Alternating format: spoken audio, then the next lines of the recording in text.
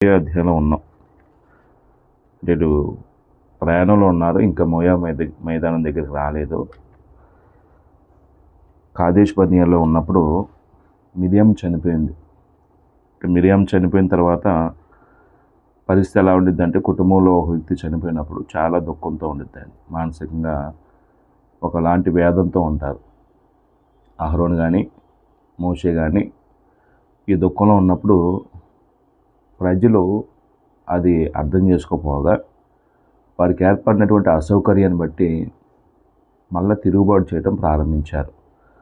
నీళ్ళు లేవు అని, మమ్మల్ని చావటానికి ఇక్కడ తీసుకొచ్చావని, లేకపోతే మా సహోదరులతో పాటు అక్కడ చనిపోతే ఉత్తమం కదా అని, అస్తమానం కూడా చస్తే బాగుండు అని ఇలాంటి వ్యతిరేకమైన మాటలు మాట్లాడుతున్నప్పుడు ఎవరికైనా చాలా బాధ కలిగిద్దండి. అంటే మోషే దేవుని దగ్గరికి వెళ్ళి దేవుని సహాయం కోరితే దేవుడు ఏమన్నాడంటే, నీ చేతులను కర్రను చేత పట్టుకొని సమాజాన్ని పోగు చేసి నీ ఎదురున్నటువంటి బండతో మాట్లాడు, నీళ్ళు ఇచ్చిందని చెప్పాడండి. అంటే దేవుడు చెప్పిన మాటని తూచ తప్పకుండా చేయటం అనేది దేవుడి నీతిని జరిగించడం, ఆ వ్యక్తి దేవుని పరిశుద్ధం సన్మానించిన వాడు అవుతాడు. మోషే జీవితంలో జరిగినటువంటి ఒక ఘోరమైనటువంటి తప్పిదం ఏదైనా ఉంది అంటే, మాట్లాడమన్నప్పుడు కొట్టాడండి. అంటే మన దృష్టిలో అది పెద్ద పాపం కాకపోయినా ఆయన ఉన్నటువంటి స్థానాన్ని బట్టి ఆయనకు అప్పగించిన పనిని నిర్వర్తించే విషయంలో ఇతరులకు ఎంత మోరల్గా ఉండాలో ఆ విషయంలో మాత్రం దేవుడు కఠినంగా మోసే విషయంలో చర్య తీసుకున్నాడండి. నీవు నీ అన్న అహరోను నా పరిశుద్ధను సన్మానించే విధంగా నా ప్రజలు నన్ను నమ్ముకోలేదు కాబట్టి ఈ ప్రజల్ని వాగ్దాన భూమిలో చేర్చరు అన్నాడండి. చేర్చరు అంటే వాళ్ళు ఏమైపోతారు, మధ్యలోనే వీళ్ళు కూడా రాలిపోతారు.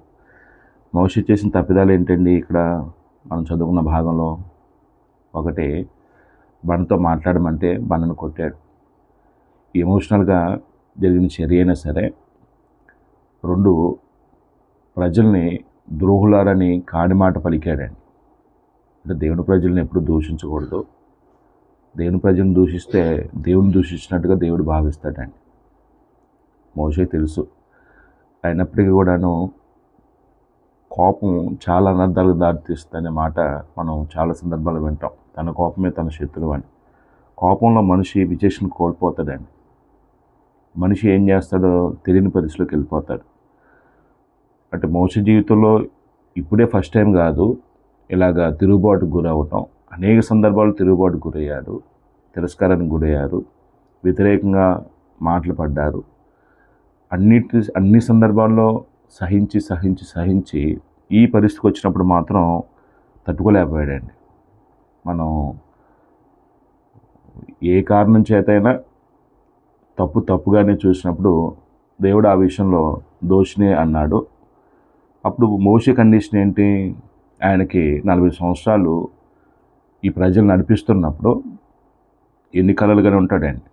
మా పితలకు దేవుడు వాగ్దానం చేశాడు, పాలు తేనెలు ప్రవహించే దేశం, ఆ దేశంలోనికి మేము వెళ్ళాలి, ఈ ప్రజలు అక్కడ చేర్చాలి, నేను అక్కడ మేము స్థిరమైన నివాసాన్ని ఏర్పాటు చేసుకుంటాం, మా పిల్లలకి ఆ వాగ్దాన భూమిలో దేవుడు ఇచ్చినటువంటి స్వాస్థ్యాన్ని గురించి, మా జీవితాల్లో దేవుడు చేసిన కార్యాల గురించి చెప్పుకుంటాం అని ఒకలాంటి ఎగ్జైట్మెంట్తో ఏం చేస్తాడంటే ప్రజలు నడిపిస్తూ ఉంటాడండి. అయితే నువ్వు వెళ్ళవు అని అన్నప్పుడు అతని కండిషన్ ఎలా ఉండిద్దండి అంటే, ముందు చాలా బాధపడతాడు, దుఃఖపడతాడు, ఏడుస్తాడు, ఏదైనా అవకాశం ఉండిద్దని ప్రయత్నం చేస్తాడండి. అంటే ఆ ప్రయత్నంలో భాగంగానే మనకి ఇక్కడ రాయలేదు కానీ ద్వితీయోపదేశకాండం 3వ అధ్యాయం చదువుతున్నప్పుడు ఒక మాట మనకి ఇక్కడ జ్ఞాపకం చేయొచ్చు. ఒకసారి ద్వితీయోపదేశకాండము 3వ అధ్యాయము మనం ఇంతకుముందు కూడా మాట్లాడుకున్నాం. వాళ్ళు మోయా మైదానం దగ్గరకు వచ్చినప్పుడు దేవుడు వారు నడిపిస్తున్న క్రమంలో దేవుని యొక్క గంభీరతను, ఆయన యొక్క ఔన్నత్యాన్ని మోషే ప్రస్తావిస్తూ ఆయన ఎంత కృపాసత్య సంపూర్ణుడు జ్ఞాపకం చేస్తూ ఒక్కసారి ఆయన విషయంలో జ్ఞాపకం చేసుకోమని, ఆ పాలు తేనె ప్రవహించే దేశం, పచ్చిగల మన్నిగల దేశం నేను కాలు పెట్టుకు నాకు అవకాశం అని ఒకసారి రిక్వెస్ట్ చేస్తాడండి. చూడండి ఆ మాట 23వ వచనంలో 3వ అధ్యాయము మరియు ఆ కాలమును నేను యెహోవా ప్రభువా, నీ మహిమను నీ బాహుబలమును నీ దాసునికి కనపరచ మొదలుపెట్టి ఉన్నావు. ఆకాశమందే గాని భూమి అందే కానీ నీవు చేయి క్రియలను చేయగల దేవుడెవడు? అంటే దేవుణ్ణి గణపరుస్తూ వస్తున్నాడు. అంటే దేవునితో మన ప్రార్థన ద్వారా మాట్లాడుతున్నప్పుడు అంటే ఇలాంటి పదాలు మన ప్రార్థనలో ఉపయోగిస్తే దేవుని యొక్క ఔన్నత్యం మనకు అర్థమైనట్టు అండి.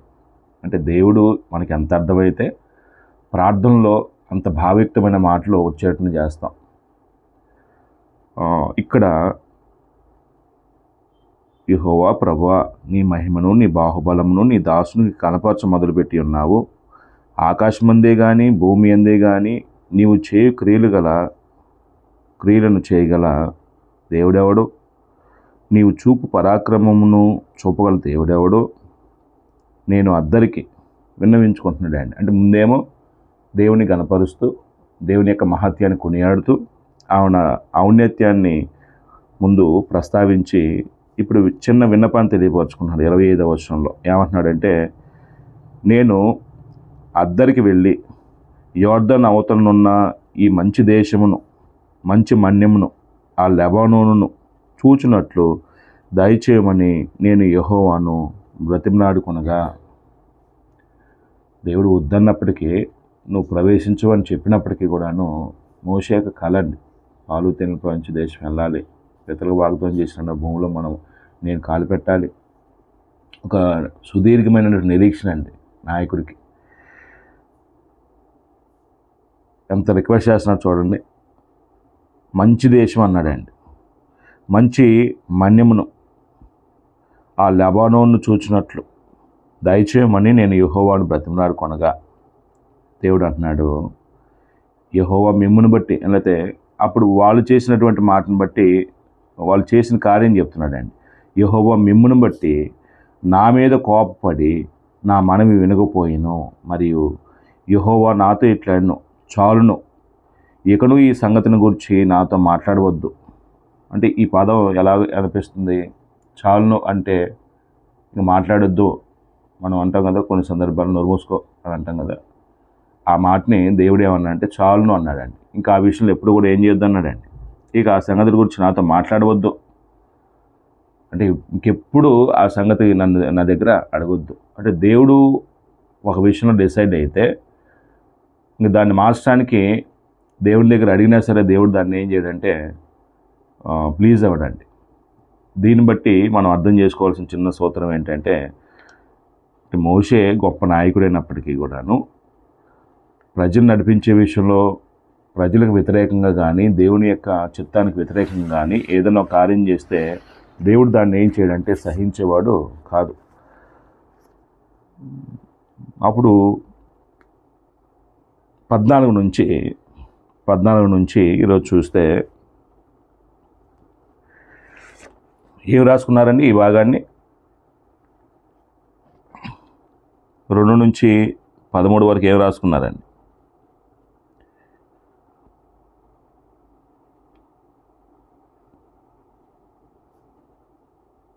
రెండు నుంచి 13 వరకు ఏం రాసుకున్నారు సోదరులారా? జనులు నీటి కొరకు తిరుగుబాటు, మోషే చేసిన పొరపాటు. నీళ్ళు లేకపోయినందున ఇశ్రాయేలు విరోధంగా పోగేరనే మాట గుర్తుపెట్టుకున్నాం.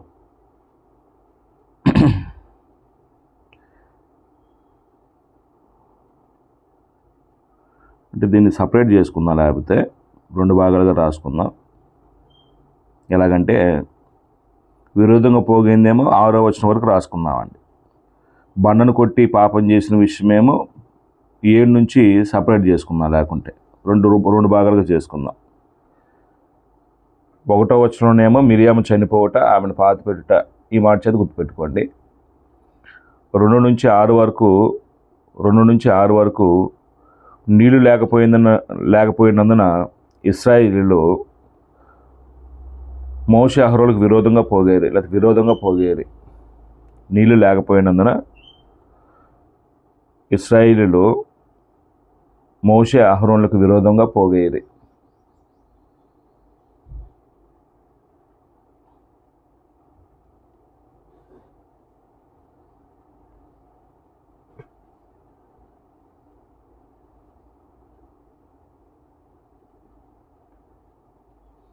7-13 వచనాల్లో మోషే బండను కొట్టుట,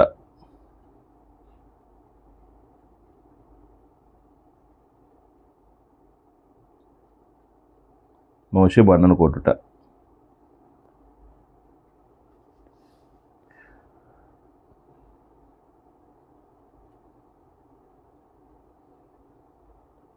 పద్నాలుగు నుంచి మనం 21 వరకు చూద్దాం. అంటే ఈ భాగంలో చూసేది ఏంటంటే ప్రయాణం ముందుకు సాగిందండి. ఇంకా అంటే నీళ్ళు సమృద్ధిగా తాగారు, పశువులు కానీ మనుషులు కానీ. అక్కడ ఉన్నటువంటి సమస్య తీరింది. మోషే విషయంలో మాత్రం దేవుడు కఠినమైనటువంటి నిర్ణయం తీసుకున్నాడు. మోషే అహరోనుల విషయంలో మీరు వాళ్ళని కనాను చేర్చరు అన్నప్పుడు, చేర్చరన్నప్పుడు నాకు ఒక సందేహం వచ్చింది. మళ్ళీ ప్రజలు నడిపించడం ఎందుకండి? ఇంకా నువ్వు చేర్చవు. నువ్వు ఇప్పుడు ఒక సువార్థికుడికి గొప్ప పరిచయం చేసిన వ్యక్తికి కూడా దేవుడు నువ్వు అంటే పరలోకం నువ్వు చేరవు అన్నప్పుడు ఇంకా సువార్త పని చేస్తాడు, ఆపేస్తాడు. ఇంకా ఏమండి? ఇప్పుడు మీరేమన్నారు? సువార్త పరిచయం చేస్తున్నారు, సుదీర్ఘంగా 40 సంవత్సరాలు చేశారు. చివరి ఘట్టంకి వచ్చేసరికి దేవుడు మీ విషయంలో ఒక నిర్ణయం తీసుకున్నాడు, మీరు పరలోకం వెళ్ళరు అన్నాడు. ఏం చేస్తారు మీరు? అదే చచ్చిపోయేంత వరకు ఇంకా సువార్త పని అలాగనే కొనసాగిస్తారా? మానేసేస్తారా? ఎవరు చెప్పలేదండి?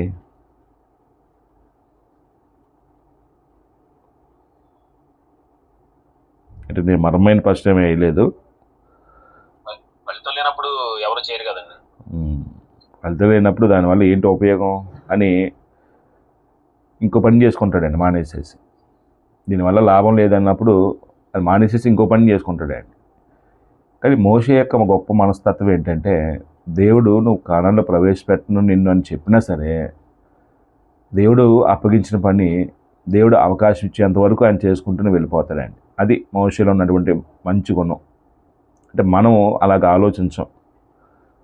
మన ప్రతిఫలం లేనప్పుడు ఇంకెందుకు మనం చేయటం అని ఆ చేసే పనిని అర్ధాంతరంగా అక్కడ ఆపేసేసి ఇంకో పని చూసుకుంటామండి.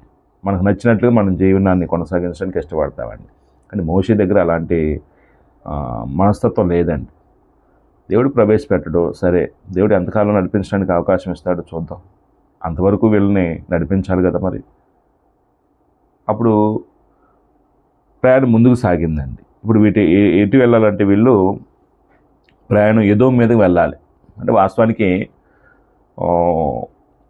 మనం వేగులవారిని పంపించినప్పుడు వాళ్ళు చెడ్డ సమాచారం నమ్మి అవిధేయత చూపించడం వల్ల అవిశ్వాసులందరూ చచ్చిపోయేంత వరకు మిమ్మల్ని కనాన్లోనే, అంటే కనాను ప్రవేశపెట్టని చెప్పి అక్కడే 40 సంవత్సరాలు 38 సంవత్సరాలు సుమారుగా తిప్పే సందర్భం ఉంది కదండి. వీళ్ళు అక్కడే తిరుగుతూ ఇప్పుడు తూర్పు భాగంకి వస్తున్నారు. ఎదోము గుండా ప్రయాణం కావాలండి. ఎదోము ఎక్కడ ఉండిద్ది మ్యాప్లో? అంటే ఇక్కడ మ్యాప్ లేదు నాకు దగ్గర అందుబాటులో చూపించడానికి రాసి కూడా. ఎదోము ఎక్కడ ఉండిద్దండి? ఐడియా ఉందా? ఎదోము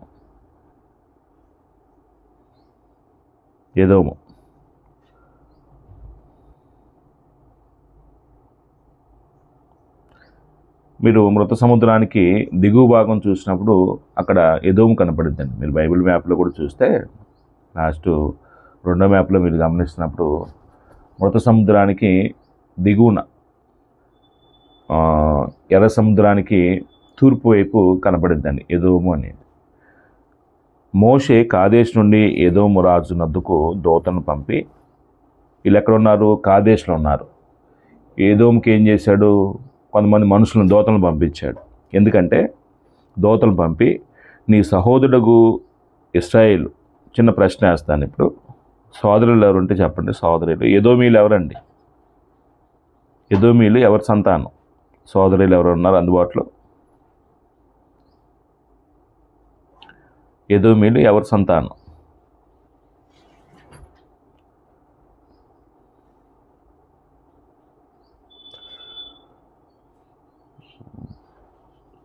ఎదోమీలు సోదరులు చెప్తారు ఎవరైనా? ఏసావు సంతానం. అంటే ఈ ఏసావు పేరే మరొక పేరు ఎదోమ్ అనబడ్డాడు. ఎదోమ్ అనే మాటకి అర్థం ఏంటంటే ఎర్రని అండి.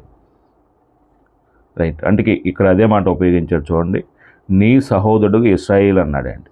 అంటే ఇప్పుడు యాకోబు ఏశావులు అన్నదమ్ములు కాబట్టి యాకోబు పేరు ఇశ్రాయేలుగా దేవుడు మార్చాడు. అందుకు ఇక్కడ ఈ పదం ఉపయోగించాడు. ఎదోం రాజు దగ్గరికి మనుషులను పంపించి నీ సహోదరుడు ఇశ్రాయేలు అడుగునదేమనగా ఏమడుగుతున్నారు? మాకు వచ్చిన కష్టం యావత్తునూ నీకు తెలిసినది. అంటే వాస్తవానికి ఇశ్రాయేలు ఐగుప్తుకు వెళ్ళటం కానీ ఐగుప్తులో బానిసత్వం అనుభవించడం కానీ దేవుడు మోషే నాయకత్వంలో వీళ్ళని బయటకు తీసుకొచ్చి నడిపిస్తున్న క్రమం కానీ ఇది ప్రపంచంలో ఉన్నటువంటి అనేక దేశాలకి తెలిసిందే, ఎదోమీలకు కూడా తెలిసిందే. ఇలా తెలిసింది కాబట్టి ఎరికో పట్టణంలో ఉన్నటువంటి రాహాబ్ ఏమైందండి? మార్పు చెందిందండి. అంటే ఇది రహస్యంగా జరిగినటువంటి కార్యాలు కాదు. ఇశ్రాయేల్ చరిత్రలో వాళ్ళకి ఎదురవుతున్న కష్టాలు, శ్రమలు, వాళ్ళ బానిసత్వం. అప్పుడు ఏమంటున్నారంటే ఇశ్రాయేల్ అడుగున్నది ఏమనగా మాకు వచ్చిన కష్టం యావత్తు నీకు తెలిసినది. మా పితరులు ఐగుప్తునకు వెళ్ళిరి, మేము చాలా దినములు ఐగుప్తులో నివసించుతమే. ఐగుప్తీయులు మమ్మను మా పితరులను శ్రమ పెట్టిరి. మేము యెహోవాకు మొరపెట్టగా ఆయన మా మొరను విని దూతను పంపి ఐగుప్తులో నుండి మమ్మల్ని రప్పించును. ఇదిగో మేము నీ పొలిమేరల చివర కాదేశు పట్టణంలో ఉన్నాము. అంటే ఈ కాదేశు ఎదోముకి పొలిమేరల సమీపంలో ఉందంటండి. అది మనకి మ్యాప్ ఉంటే మనకి అర్థమైంది. కొంచెం మీరు చివరి మ్యాప్లో ఏదైనా అవగాహన ఉంటే ఒకసారి చూడండి.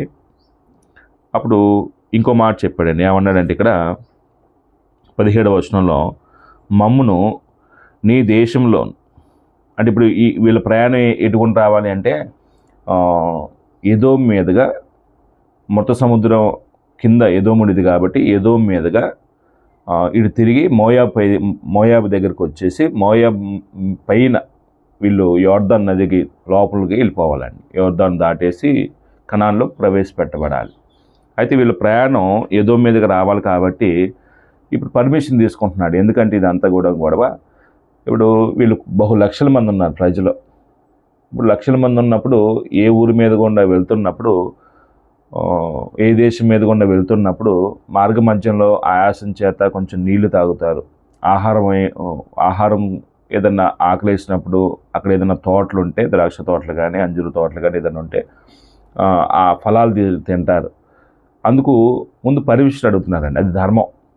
అప్పుడు ఏమడుగుతున్నాడంటే 17వ వచనంలో మమ్మను నీ దేశమును దాటిపోము నిమ్ము, పొలముల్లో బడి అయినను ద్రాక్ష తోటలో బడి అయినను వెళ్ళము. అంటే పొలాల్లో కూడా నడుచుకుంటూ వెళ్తే, ద్రాక్ష తోటలో కూడా పోతే ఇన్ని లక్షల మంది నడిచినప్పుడు ఆ పొలాలు పాడైపోతాయండి. అంటే చాలా రీజనబుల్గా అడుగుతున్నారు. పొలాల్లో కూడా నడిచి వెళ్ళం, ద్రాక్ష తోటలో బడి నడిచి వెళ్ళం, బావుల్లో నీళ్లు త్రాగం, రాజమార్గం నడిచిపోతాము. అంటే మెయిన్ రోడ్నే, రాజమార్గంలో మేము వెళ్ళిపోతాం, దయచేసి మాకు వెళ్ళటానికి అనుమతి ఇవ్వమని అడుగుతున్నాడు అండి. ఎలా ఉందండి ఈ మాటలో? ధర్మంగా ఉండేయండి, న్యాయంగా ఉండేయండి. అప్పుడు ఒకవేళ ఏదైనా నీళ్ళు తాగితే కూడా దానికి ద్రవ్యం వేస్తా అన్నాడండి. చూడండి, ఆ మాట కూడా ఉండుద్ది. ఎక్కడుంది ఆ మాట?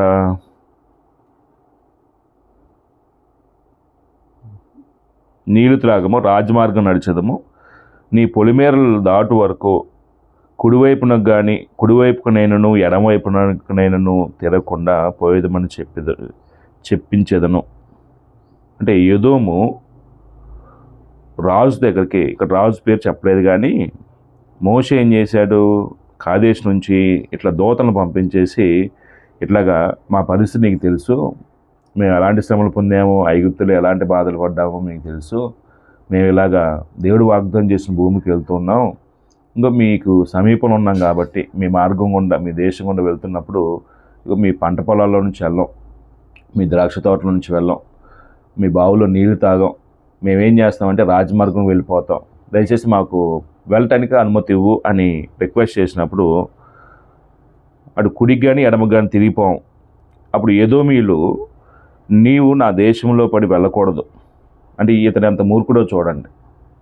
ఆయనేమో యథార్థంగా ప్లేన్గా అడిగితే దూతలు పంపించి నువ్వు నా దేశం కూడా వెళ్ళకూడదు, ఇది మూర్ఖత అండి, తెలివి తక్కువతనం అండి. ఎదోమీయులు నీవు నా దేశంలో పడి వెళ్ళకూడదు, నేను ఖడ్గంతో నీకు ఎదురుగా వచ్చిదను సుమి అని అతనితో చెప్పగా, అంటే ఇప్పుడు ఖడ్గంతో వచ్చిదను సుమి అంటే దాని అర్థం ఏంటంటే, ఇది యుద్ధానికి వస్తాను, నువ్వు వస్తే నేను మిమ్మల్ని చంపేయడానికి వస్తాం మేము, కాబట్టి మా దేశంలోకి మీరు రావద్దు అసలు అని చాలా ఖండితంగా చెప్పాడండి ఎదోము రాజు.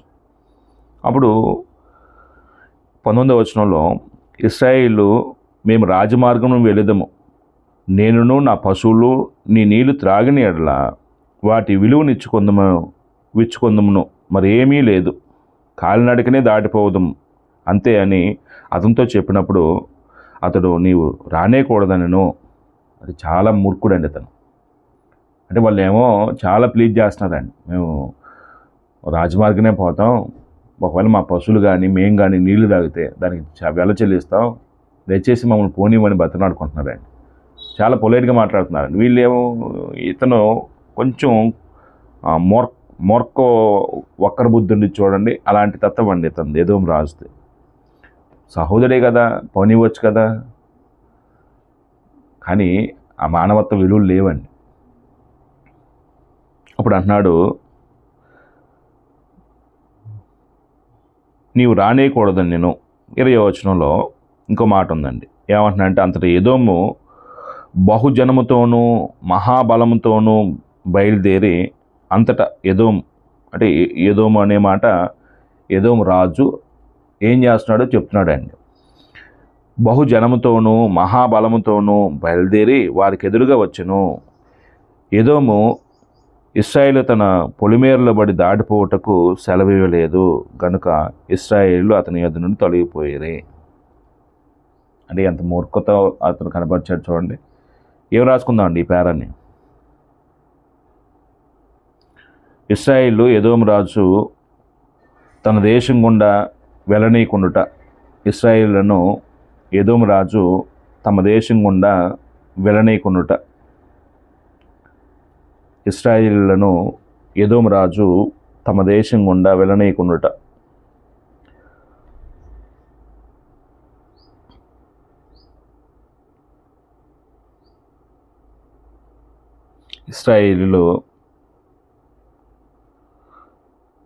ఇశ్రాయేలులను 14-21 వచనాలు. ఎదోము రాజు తమ దేశం గుండా వెళ్ళనీయకుండుట.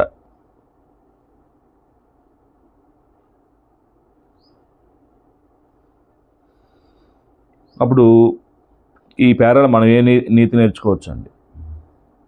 మనం ఈ పేరా చదువుతున్నప్పుడు మనకేంటండి ఇక్కడ బోధ?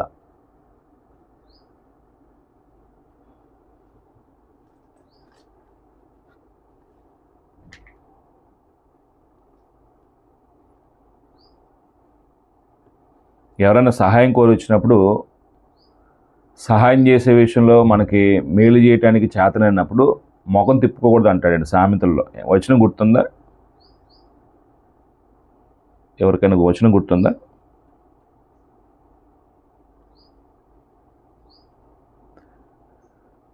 మేలు చేయుటకు నీకు చేతనైనప్పుడు పొందవాడు నీ ఎదుట ఉన్నప్పుడు ముఖం తిప్పుకోవద్దు అంటాడండి. అంటే నేను వచనం నోట్ చేసుకోలేదు.